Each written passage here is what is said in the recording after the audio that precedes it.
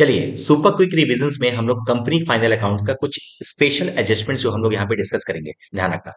देखो क्लासेस में मैंने मैंने यहाँ पे ऑलरेडी दो दो तीन video already company final account में मैंने डाला था। मेरा ये रिकमेंडेशन है, देखिए आपके एग्जाम में जो आएगा ये तो आएगा कंपलसरी है, ये तो आएगा ना।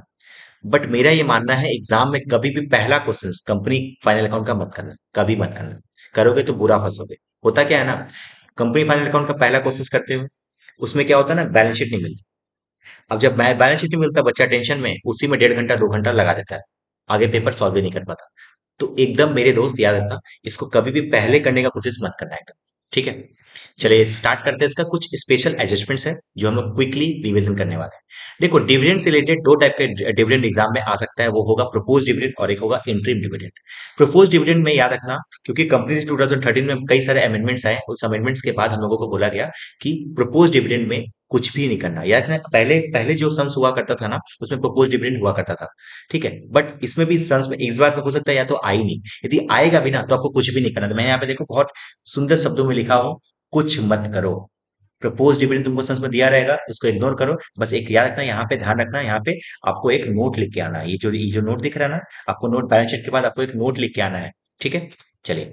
अच्छा, मतलब प्रोपोज डिविडेंड रहेगा तो प्रोपोज डिविडेंड के ऊपर जो टैक्स लगता है, सीडीटी और डीडीटी, ये भी कोई काम का नहीं है। आप इसके लिए भी क्या करोगे कि नोट लिख लो।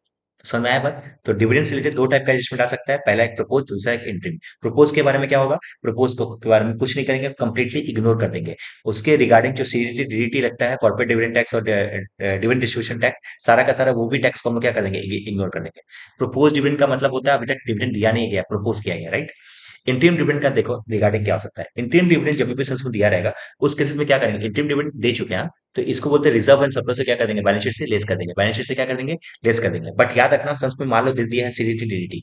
अभी अभी हम लोगों ने पढ़ा कि सीडीटी और DDT is not a part of, मतलब राइट नाउ सीडीटी और DDT is not that relevant. तो रेलिवेंट नहीं है, तो मतलब सीडीटी डीडीटी लगता नहीं है। बट तुम्हारे बैलेंस शीट में दिया हुआ है, मतलब तुम्हारे फाइनल अकाउंट के संस में दिया हुआ है, इस इट मींस कि ऑलरेडी पे हो चुका है। अब उसको रिवर्ट करोगे, इसको ठीक करोगे तो क्या क्या होगा, कैश में वापस से पैसा आएगा, रिफंड आएगा। इसको इसलिए हम क्या करेंगे, कैश में जोड़ देंगे। समझ में आया बात? यस सर, मतलब इंटरिम डिविडेंड रहेगा तो रिजर्व एंड सरप्लस से बैलेंस शीट में लेस कर देंगे।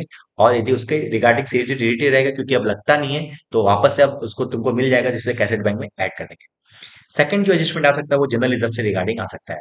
जनरल रिजर्व से रिगार्डिंग आ सकता है तो याद रखना, ये ध्यान रखना कि देखो पहले क्या हुआ करता था ना, कि कुछ एक चार्ट हुआ करता था, उस चार्ट को हम लोगों को पढ़ना पड़ता था कि इतने प्रॉफिट का इतना हिस्सा जर्नलिज्म में ट्रांसफर करो। अब जो है ना, कंपनी से 2013 में सारे के सारे पॉइंट्स को हटा दिया गया। और हटाने के बाद क्या किया गया, बोला गया सिंपल कि आप अभी कोई परसेंटेज फिक्स नहीं है, आप अपने हिसाब से अपने रिजर्व को ट्रांसफर कर सकते हो। तो देखो यहाँ पे इसके रिगार्डिंग सन्स वाइज यदि मैं बात करूं तो दो तरीके का केस निकल के आता है। परसेंटेज दिया होगा सन्स में, यदि सन्स में परसेंटेज दिया रहेगा तब तो कोई दिक्कत नहीं है, तो हम लोग सम्स के अकॉर्डिंग हम लोग क्या करेंगे, ट्रांसफर कर देंगे।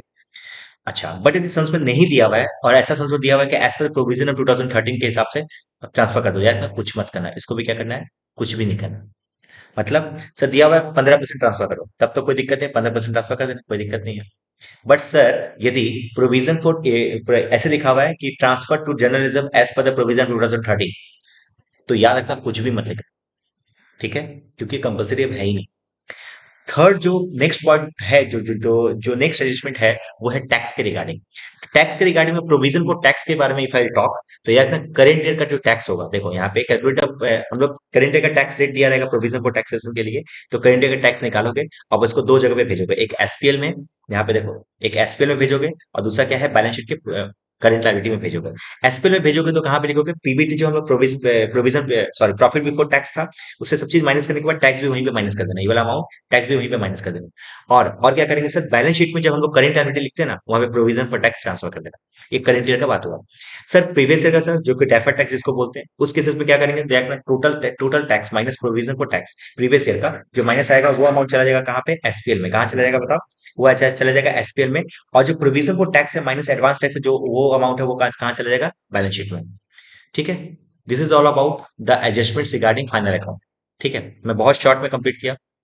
ठीक है, तो हम लोग मिलते हैं फिर नेक्स्ट वीडियो में, जिसमें हम लोग और भी चैप्टर्स के रिविजन्स करवाएंगे। इंटरनल रिकंस्ट्रक्शंस हमको याद है, उसका मैंने शीट अभी तक बनाया नहीं, मैं जरूर अभी बनाऊंगा।